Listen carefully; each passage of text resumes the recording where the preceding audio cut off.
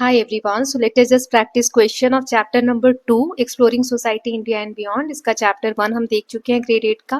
Chapter 2 देखने वाले हैं, तो इसका रिवीजन ऑलरेडी हम कर चुके हैं कलियां टीवी चैनल पे. अगर आपने वीडियो नहीं देखी है तो वीडियो का लिंक डिस्क्रिप्शन बॉक्स में, please go ahead with that. And अगर आप लोगों को ये रिवीजन नोट्स चाहिए तो please connect on WhatsApp. Okay, चलिए अब क्वेश्चन प्रैक्टिस कर लेते हैं. ये सब हमने रिवीजन नोट्स देख लिए थे, हमें एमसीक्यू के साथ स्टार्ट करेंगे. So I hope all of you are practising well for your examination. कब से हैं आप लोगों के एग्जाम्स? 8th के बच्चे बहुत कम रिस्पॉन्सेस करते हैं, पता नहीं क्यों. शायद उनको बताना नहीं है या टाइम नहीं है, बहुत ज़्यादा बिजी हैं, मैसेज करने के लिए भी टाइम नहीं इन लोगों के पास. चलिए क्वेश्चन स्टार्ट करते हैं. So which battle led the foundation of Delhi Saltanat? कौन से बैटल से दिल्ली सल्तनत की शुरुआत हुई? तो फर्स्ट बैटल ऑफ पानीपत नहीं, battle of Tarain, battle of Talikota, battle of Haldighati. So correct answer is battle of Tarain 1192, जिसमें पृथ्वीराज चौहान डिफीट हुए थे. Defeat of Prithviraj Chauhan in the second battle of Tarain 1192 paved the way for establishment of Delhi Sultanate. Then which was the first ruling dynasty of Delhi Sultanate? Delhi Sultanate के हमने 5 dynasty का मैंने revision video में ऐसे link बताया था. तो सबसे पहले कौन सी उसमें डायनेस्टी है? खिलजी, तुगलक या मामलुक डायनेस्टी या लोधी? तो मामलुक स्लेव डायनेस्टी. ओके, सो स्लेव डायनेस्टी, मामलुक जिसे कहते थे, also called the slave dynasty, were the first rulers of Delhi Sultanate. The next question is which ruler called himself the second Alexander? second Alexander खुद को कौन से ruler बोलते थे?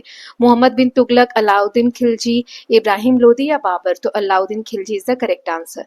Then Mohammad bin Tughlaq shifted capital from Delhi to, कहाँ से shift किया था उन्होंने? दौलताबाद. ठीक है, तो ये आंसर यहाँ पे दिया हुआ है. Muhammad bin Tughlaq shifted his capital to Daulatabad but later moved it back to Delhi. लेकिन वापस से लोगों में विद्रोह हो रहा था, सारी चीजें गड़बड़ हो रही थी, तो फिर से उसको मूव बैक कर लिया था दिल्ली.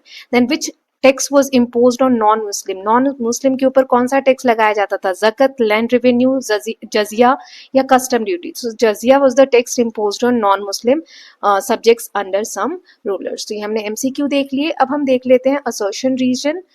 इसमें और भी हैं बट नोट्स के साथ इतने भी प्रैक्टिस कर लेते हैं तो बहुत है. जैसे अब फिल इन द ब्लैंक्स देख लेते हैं. दिल्ली सल्तनत was established after the defeat of dash in 1192. तो किसके डिफीट के बाद दिल्ली सल्तनत की शुरुआत हुई थी? Prithviraj Chauhan. Then next is Alauddin Khilji called himself Sikandare Sani. Sikandare सानी जो है वो कहता था, इसका मीनिंग क्या है? Second Alexander. Then Mohammad bin Tughlaq shifted his capital from Delhi to, Delhi से कहाँ पे शिफ्ट किया था? So the correct answer is Daulatabad. Then famous Surya sun temple Konark में है, वो किसके द्वारा बनाया गया था? नरसिम्हदेव फर्स्ट के द्वारा. Then next is Vijayanagara empire was founded by. किसने विजयनगर एम्पायर को मतलब इसकी स्थापना की थी? तो 2 भाई थे, हिंट है 2 भाई थे, तो इसका क्या नाम है? विजयनगर एम्पायर की स्थापना हरिहर और बुक्का दोनों भाइयों ने की थी. अब ये हमने फिल इन द ब्लैंक्स देख लिया. कुछ ट्रू फॉल्स देख लेते हैं. तो पहला है दिल्ली सल्तनत was ruled by 5 successive Turkic Afghan dynasty. Yes, true. अब इसमें आपका क्या होना चाहिए कि 5 डायनेस्टी जो बोल रहे हैं उनका नाम शुरू से आपको याद होना चाहिए. जैसे मामलुक हमने अभी फर्स्ट देखा, उसके बाद कौन सा है, उसके बाद कौन सा है, उसके बाद कौन सा है, तो ये पांचों आपको याद होने चाहिए. Then next is Mohammad bin Tughlaq experiment of introducing token currency was completely successful. उसने जो टोकन करेंसी लॉन्च की थी तो क्या वो सही था, सक्सेसफुल रहा था? नहीं, फॉल्स. क्यों? लोगों ने फेक करेंसी प्रिंट करना शुरू कर दिया था. देन नेक्स्ट मैं रीड करती हूँ क्योंकि आंसर्स यही है तो आप लोग बता नहीं पा रहे हैं. ईस्टर्न गंगा किंगडम जो है successfully resisted the expansion of Delhi सल्तनत. तो क्या दिल्ली सल्तनत को उन्होंने रेसिस्ट किया था ईस्टर्न गंगा किंगडम ने? तो the correct answer is true. Eastern Ganga kingdom successfully resisted the expansion of Delhi सल्तनत.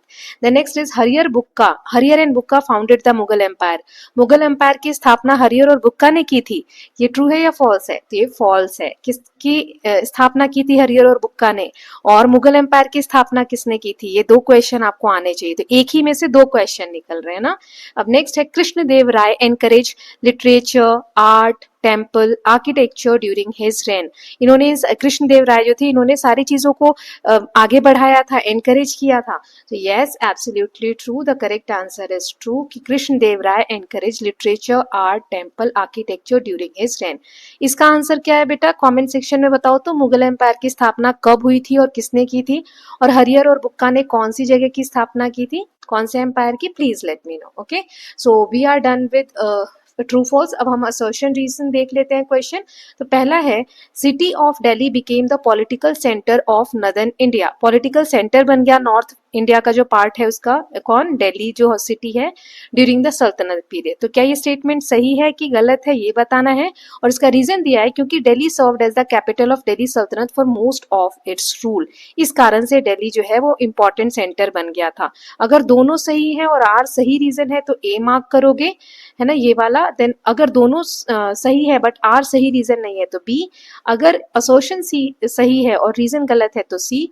असर्शन गलत है और रीजन सही है तो डी. ये मार्क करेंगे. तो इसका आंसर है ए, क्योंकि दिल्ली जो है वो कैपिटल था दिल्ली सल्तनत के समय, इसीलिए मेन पॉलिटिकल सेंटर बन गया था. Then second question is, Alauddin Khilji successfully defended India against several Mongol इन्वेशन.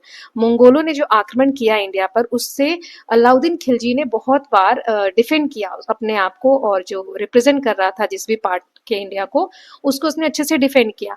क्योंकि रीजन दिया है कि Mongols were trying to expand their empire into India. क्योंकि मंगोल जो है ट्राई कर रहे थे अपने एम्पायर को एक्सपेंड करने का. तो इसका करेक्ट आंसर क्या है? ए.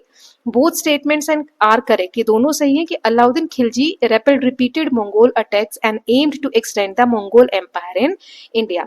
Then third question is, Mohammad bin Tughlaq shifted his capital from Delhi to Daulatabad. Delhi से दौलताबाद मोहम्मद बिन तुगलक ने कैपिटल को शिफ्ट किया क्योंकि उसे लगता था कि Daulatabad central location would help him administer the empire better. कि दौलताबाद की जो लोकेशन है, सेंट्रल लोकेशन है इंडिया में, तो वो इंडिया में उसको एम्पायर को कंट्रोल करने में हेल्प करेगा. तो यस, इसमें भी ए आंसर होगा कि उसको लगता था कि कैपिटल शिफ्ट से एडमिनिस्ट्रेशन को कंट्रोल करना बहुत आसान हो जाएगा. देन फोर्थ क्वेश्चन इज, इसमें असर्शन दिया है, Hoysala kingdom remained independent for a long time despite repeated attack. इसका रीजन दिया है, it successfully resisted several invasion by the Delhi Saltanat. जिसका आंसर है A. Hoysalas defended their kingdom against several invasion और independent रहे थे ये बहुत समय तक. ठीक. Then last one is, Krishnadeva राय ने लिटरेचर और टेम्पल आर्किटेक्चर को प्रमोट किया था क्योंकि इसका रीजन दिया है कि उन्होंने पैट्रोनाइज किया था scholars and provided grant to many temples. तो इसका आंसर है A. Krishnadeva Raya encourage education, literature, architecture by supporting scholars and temples. Okay, तो असर्शन रीजन वाले क्वेश्चंस भी हो गए हैं. आई होप आप लोग प्रैक्टिस कर रहे होंगे अच्छे से, है ना. अब हम very short type question answer देख लेते हैं. Why do historians use the term medieval period? इस समय के लिए मिडीवल पीरियड क्यों यूज किया हिस्टोरियंस ने, इतिहासकार ने? With caution while describing Indian history. Indian history को डिस्क्राइब करते वक्त बहुत ध्यान पूर्वक मिडीवल पीरियड क्यों यूज किया? सो ये originally used for European history. Medieval period जो है ना यूरोपियन हिस्ट्री के लिए शुरुआत में यूज होता था. Since India's historical developments were different, India में जो हिस्टोरिकली जो इतिहास में बहुत सारे डेवलपमेंट्स हुए वो अलग थे, इसीलिए हिस्टोरियंस ने इस टर्म को बहुत ध्यानपूर्वक यूज किया, मेनली रेफर करने के लिए 11 से 17 सेंचुरी के समय को. Then next is, mention any two reasons why Central Asian invaders were attracted to India. India के प्रति ये लोग क्यों अट्रैक्ट होते थे, जो सेंट्रल एशिया से इन्वेडर्स आते थे, आक्रमणकारी आते थे? क्योंकि इंडिया के पास बहुत सारा पैसा था, great wealth and territorial ambition, यहाँ की जमीनों पर कब्जा करने के लिए, यहाँ की धन संपत्ति को लूटने के लिए. सम ऑल्सो एम्ड, और कुछ का एम होता था कि वो अपनी पॉलिटिकल पावर को बढ़ाएं, एक्सपैंड करें और अपने रिलीजियस बिलीव्स को स्प्रेड करें, जो उनका धर्म है उसको चारों तरफ वो फैलाएं, इसलिए वो अट्रैक्ट होते थे. Then third one is, why did Delhi Saltanat experience frequent political instability? Delhi Saltanat में बार बार राजा चेंज होता था, पॉलिटिकली स्टेबल नहीं था. क्यों? क्योंकि इसमें वायलेंट स्ट्रगल्स होते थे सक्सेशन के लिए, गद्दी पे कौन अगला बैठेगा, इसके लिए बहुत ज्यादा लड़ाई झगड़े होते थे. बहुत सारे रूलर्स जो है सीज कर लेते थे थ्रोन को बाय एलिमिनेटिंग देयर प्रेडिसेसर्स. जो पहले वाले राजा होते थे उनको एलिमिनेट कर देते थे, मार देते थे, किसी भी तरीके से खत्म कर देते थे, हटा देते थे और फिर खुद गद्दी पे कब्जा कर लेते थे। इसकी वजह से शॉर्ट रेन मतलब छोटे छोटे ड्यूरेशन में राजा चेंज होते थे एंड कंटिन्यूस पॉलिटिकल इंस्टेबिलिटी, और पॉलिटिकली कभी भी दिल्ली सल्तनत स्टेबल नहीं रहता था। Then next is what problems arose due to Mohammad bin Tughlaq token currency. Token currency जो लॉन्च हुआ उससे क्या क्या प्रॉब्लम्स आई, तो टोकन करेंसी की वजह से कंफ्यूजन हो गया ट्रेड में। लोग क्या करने लगे, काउंटर फीट करने लगे कॉपर कॉइन को। काउंटर फीट होता मतलब फेक करेंसी बनाने लगे, which reduce public trust and weakened the economy. Then last is why did Narasimha Deva first built the Konark sun temple. Sun temple Konark का जो है वो नरसिम्ह देव फर्स्ट ने क्यों बनाया, टू कमोमोरेट हिज मिलिट्री विक्ट्रीज। जो जीत उसे होती थी उसको मनाने, जो जीत उनको मिली थी उसको मनाने के लिए किसके ऊपर उनको जीत मिली थी, दिल्ली सल्तनत के लिए, उसको सेलिब्रेट करने के लिए अपनी स्ट्रेंथ और कल्चरल अचीवमेंट्स को नरसिम्ह देव फर्स्ट ने कोणार्क सन टेम्पल की स्थापना कराई। अब हम आगे देख लेते हैं, ये very short short answer type हो गए। अब हम देख लेते हैं long answer type questions. Yes, इसमें फर्स्ट है explain the feature of Delhi सल्तनत। दिल्ली सल्तनत के फीचर क्या थे, देखो ये 5 dynasty Mamluk, Khilji, Tughlaq, Sayyid and Lodis. So Delhi Saltanat establish हुआ था अर्ली 13th सेंचुरी में and ruled by 5 successive Turkic Afghan dynasties, Mamluks, Khilji, Tughlaq, Sayyids and Lodi. Delhi became political center of northern India. Sultanate expanded through military campaign but also faced frequent political instability. क्यों? Due to violent successions. During this period, many regional kingdoms resisted its expansion and continued to flourish. Then next is describe the contribution of Eastern Ganga Kingdom under Narsim Dev First. Narasimha Deva first के समय में eastern Ganga kingdom का क्या contribution है वो बताना है। सो इन्होंने स्ट्रेंथन किया अपने किंगडम को, बहुत बार रेसिस्ट किया, रिपीटेड जो इन्वेजन हो रहे थे दिल्ली सल्तनत के उस पर रोक लगाई, मतलब उसको उसका डिफेंड किया, सामना किया, और उन्होंने डिफीट किया दिल्ली सल्तनत के governor of Bengal and promoted art and architecture. अपनी विक्ट्री को सेलिब्रेट करने के लिए उन्होंने मैग्निफिसेंट कोणार्क सन टेम्पल बनाया जो आज भी इंडिया का ग्रेटेस्ट आर्किटेक्चरल अचीवमेंट है। Then next question is explain the importance of Vijayanagara empire in southern Indian history. Vijayanagara empire का क्या इंपॉर्टेंट हम बोल सकते हैं प्लेस है साउथ इंडिया की हिस्ट्री में। ये पॉइंट्स आप याद रख लेना तो आंसर्स आप लिख सकते हो। Vijayanagara empire became powerful kingdom in South India and rejecting the authority of Delhi Sultanate, है ना, protected South India from invasion. It protect South India from repeated invasion, encourage trade, promoted literature in several languages, encourage trade and commerce, यहाँ मैंने points में भी दे दिया, and build magnificent temples and cities. The empire played an important role in preserving Indian culture and tradition. Okay, सो हमने ये थोड़े से शॉर्ट आंसर टाइप भी देख लिए, लॉन्ग में भी आ सकता है, ये शॉर्ट में भी आ सकता है ना, तो उसी हिसाब से आप बड़ा या छोटा आंसर कर सकते हैं। ठीक है, अब हम देख लेते हैं केस स्टडी। एक केस है यहाँ पर, Delhi Saltanat was established after defeat of Prithviraj Chauhan in 1192 C. Delhi Saltanat जो है पृथ्वीराज चौहान को हराने के बाद 1192 सी में एस्टैब्लिश हुआ, और 5 successive Turkic Afghan dynasty Mamluk, Khilji, Tughlaq, Sayyid, Lodi, इन्होंने इस पे राज किया। Delhi became political centre in northern India during this period. Although Sultanate expanded its territory through military campaign, it also faced political instability due to struggle for succession. Meanwhile, several regional kingdoms continue to resist its expansion. तो इस तरीके से आपको एक case दिया रहेगा, उस basis पे क्वेश्चंस होंगे, जैसे what was the ruling dynasty of Delhi Sultanate? Which was the ruling dynasty of Delhi Sultanate? Lodi, Tughlaq, मामलक या फिर सैयद, तो मामलक डायनेस्टी। ठीक है, फर्स्ट पूछा है हमसे, है ना, तो Mamluk. Fill in the blanks, the city that became political centre of northern India during Saltanat period was Delhi, ये आंसर लिखा हुआ है। Then Delhi Saltanat remain politically stable throughout its rule, नहीं, फॉल्स, ये मैंने कई बार बता दिया, पॉलिटिकल स्टेबिलिटी नहीं थी।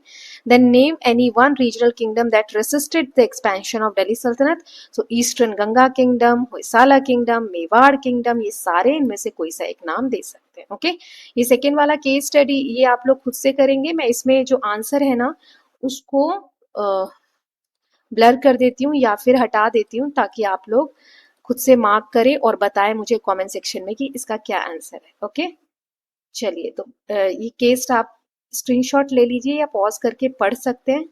प्लीज आंसर करिएगा, देखती हूँ कितने बच्चे आंसर करते हैं, ठीक है। इसका ये पहला क्वेश्चन है, देन मैं आंसर इसमें मिटा रही हूँ इसलिए टाइम लग रहा है। ये दूसरा क्वेश्चन है, देन ये तीसरा क्वेश्चन है, एंड देन ये तो आपको लिखना ही पड़ेगा, 1 मार्क का है बड़ा, फिर भी मैंने इसको हाइड कर दिया है। Yes, this was the fourth question. Okay, तो ये आप लोग पॉज करके आंसर करिएगा। सो इसके साथ हमने चैप्टर नंबर 1 देख लिया, चैप्टर 1 देख लिया, 2 देख लिया। मुझे आप लोग बता ही नहीं रहे कौन कौन से चैप्टर आ रहे हैं, तो मैं एक और चैप्टर बना देती हूँ इसके लिए, क्या कहते हैं, पीरियोडिक टेस्ट के लिए, और उसके बाद फिर मैं एक सैम्पल पेपर अपलोड कर दूंगी। ओके, सो चैप्टर नंबर 3 आज ही अपलोड हो जाएगा, तो please go and watch that revision on Kalyan TV, and practice question के लिए यहीं पर मैं वीडियो अपलोड करूंगी। ओके, सो 2 चैप्टर हमारे हो गए हैं। नोट्स के लिए आप व्हाट्सएप नंबर पे कनेक्ट कर सकते हैं। हाँ, और इस चैप्टर का मैं प्रैक्टिस शीट अपलोड करने वाली हूँ व्हाट्सएप चैनल में, तो व्हाट्सएप चैनल आप ज्वाइन करना। देखना चैनल अलग है और नंबर देती हूँ वो अलग है। नोट्स के लिए नंबर पे मैसेज करना है, और व्हाट्सएप चैनल जो है वो फ्री नोट्स के लिए, तो वहां पे आप कनेक्ट कर सकते हो। Okay, so take care, bye.